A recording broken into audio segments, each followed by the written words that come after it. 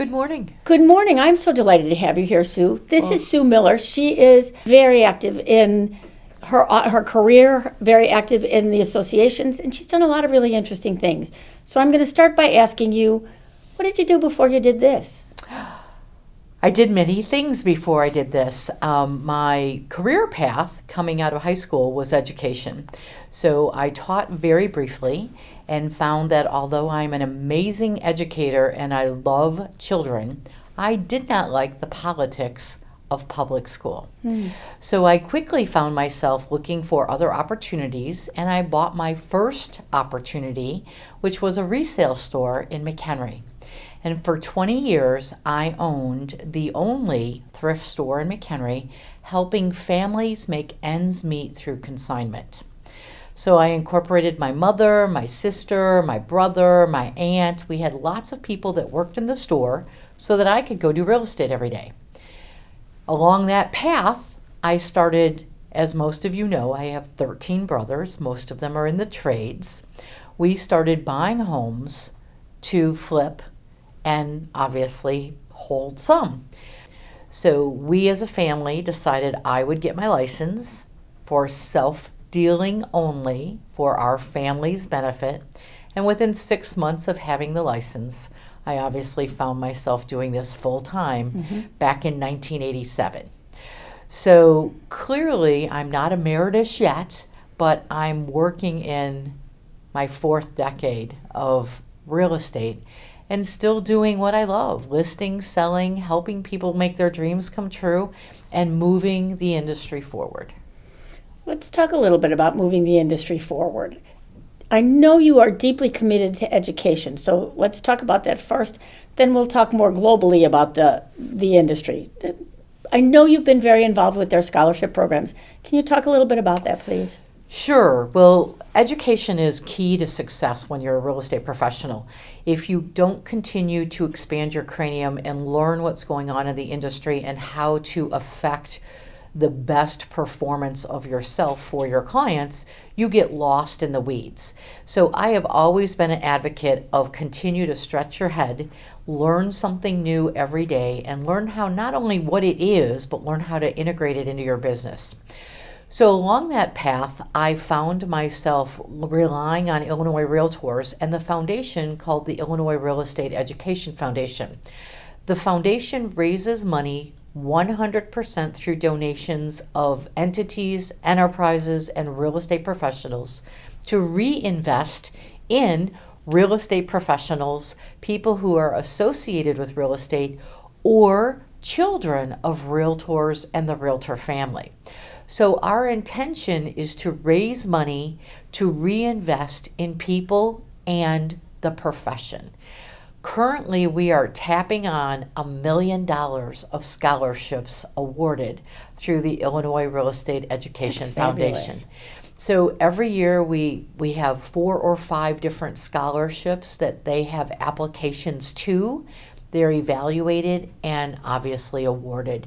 That includes diversity grants, inclusion grants, scholarships to colleges, scholarships for people in the industry to advance their careers like management, association executives. So we try to touch everybody and continue that path going. It's near and dear to me. I served for 9 years on REEF. I was president for 2 years to continue to expand the knowledge and the awareness of the program and to continue the giving. We want to make sure that people know that money's there. There should never be a financial obstacle to increase your opportunity, and that's what we provide. I think you're right. I think there are lots of people that don't know anything about that, so I'm glad we're talking about that. Now I'm going to switch it a little. I know that you are an educator. You teach lots of different classes. So I'm going to ask you a question. What's your favorite class to teach? So my favorite class to teach is probably core.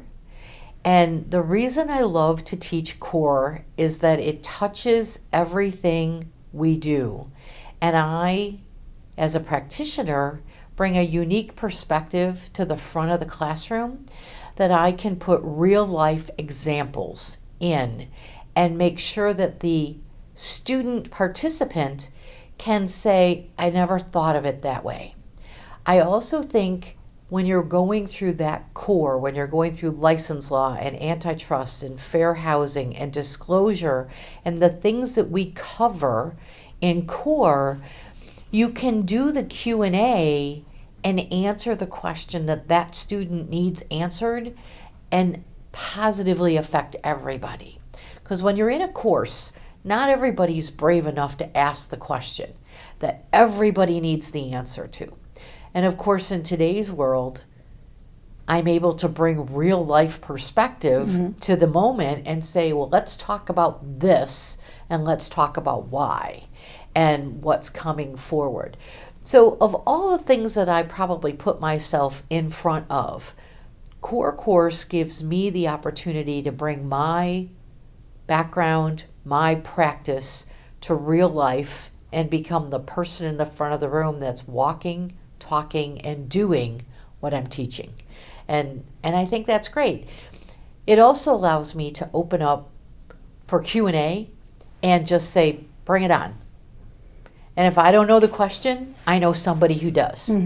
Because I'm not afraid to say, I don't know that answer or I don't know the exact answer. But through my years of experience, I have built an incredible network of smart people that if I don't know the answer, I know who to send you to. I've been saying I don't know a lot the last few months.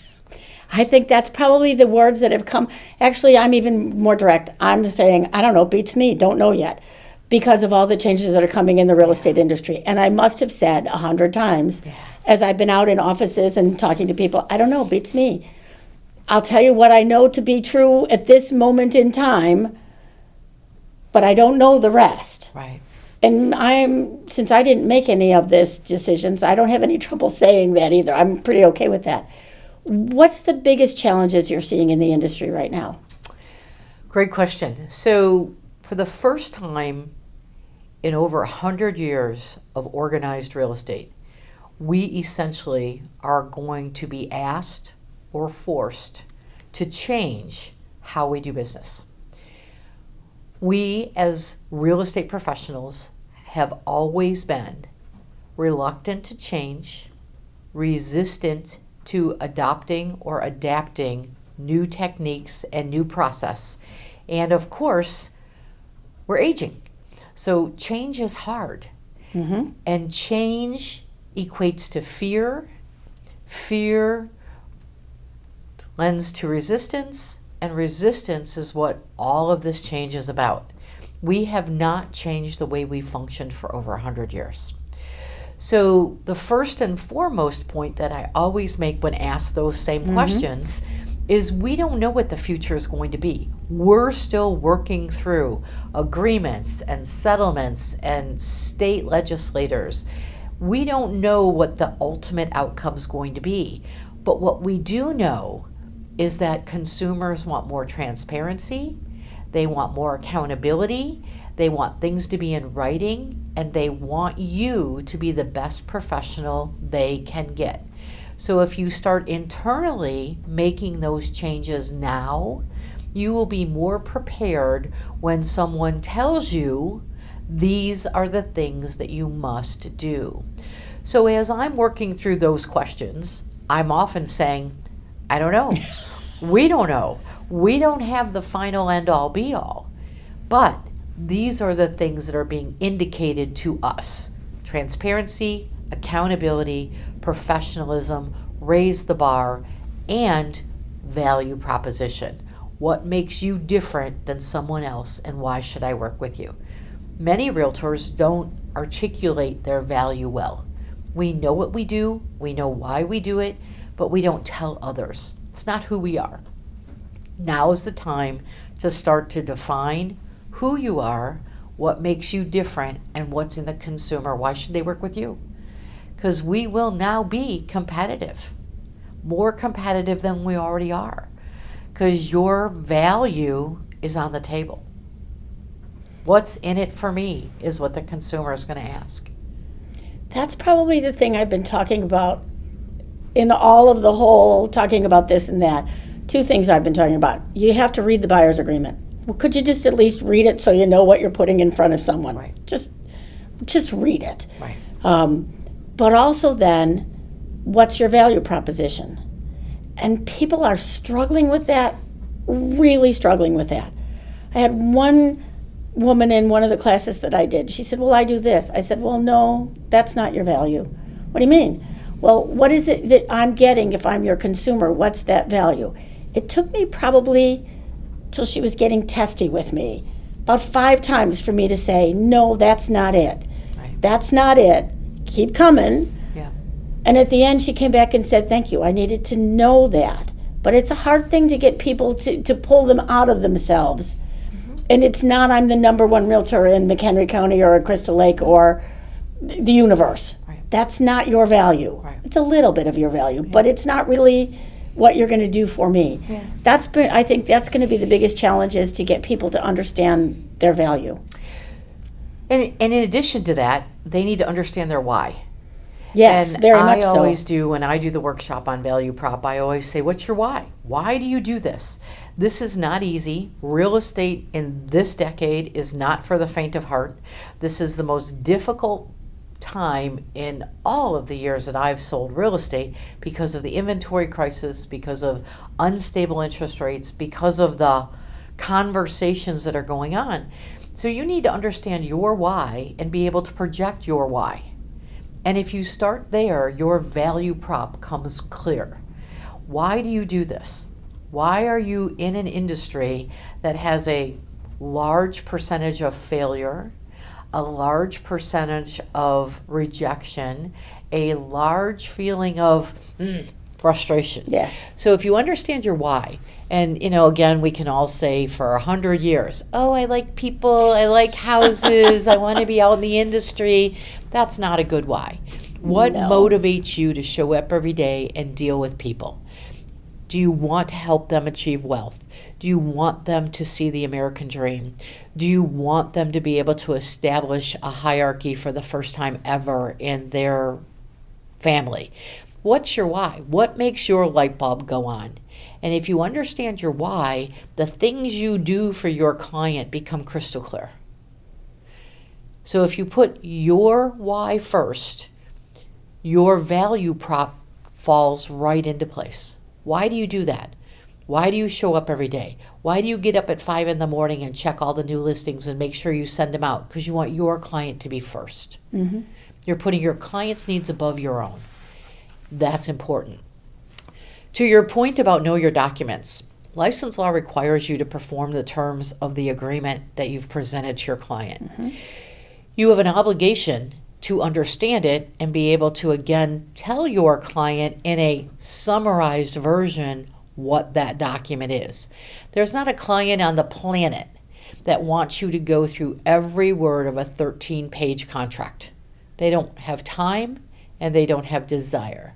But you have an obligation to be able to summarize every bullet point of every paragraph so that your client understands the obligations and the ramifications. As we start to incorporate buyer agency agreements, they get a little more complex because you have exclusive, you have non-exclusive, you have 100 versions of this document already circulating Yes. in the industry.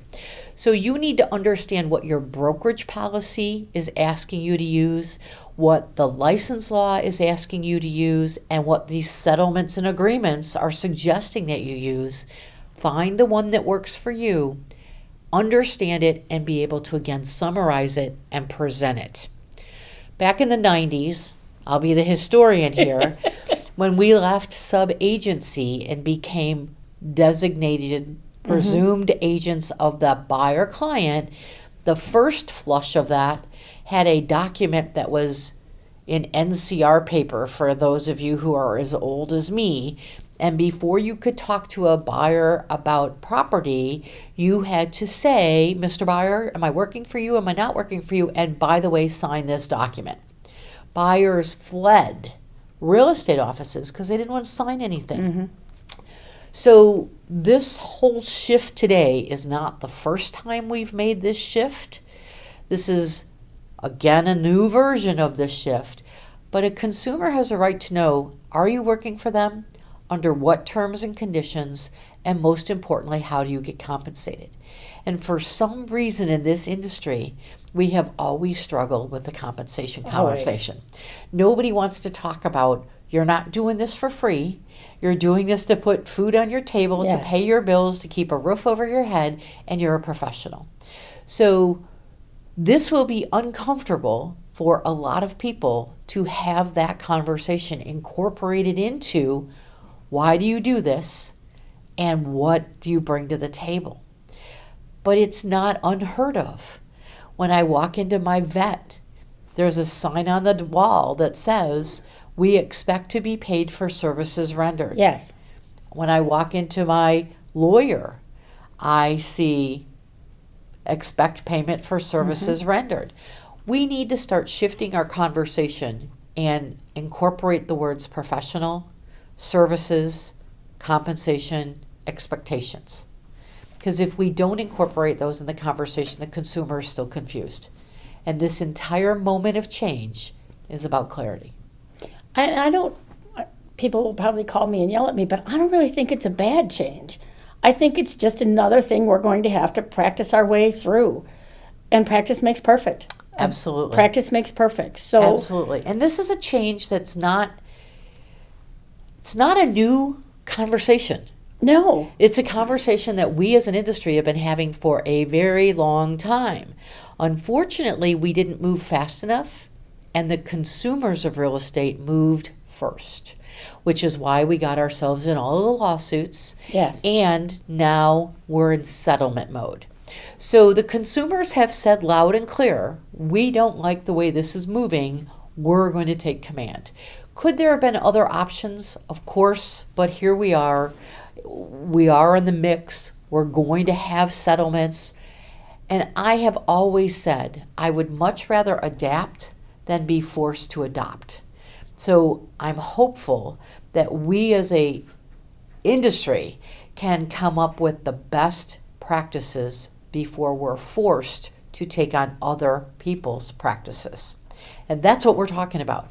We're talking about change. We're talking about progression. We're talking about being better professionals to serve the community that wants our service.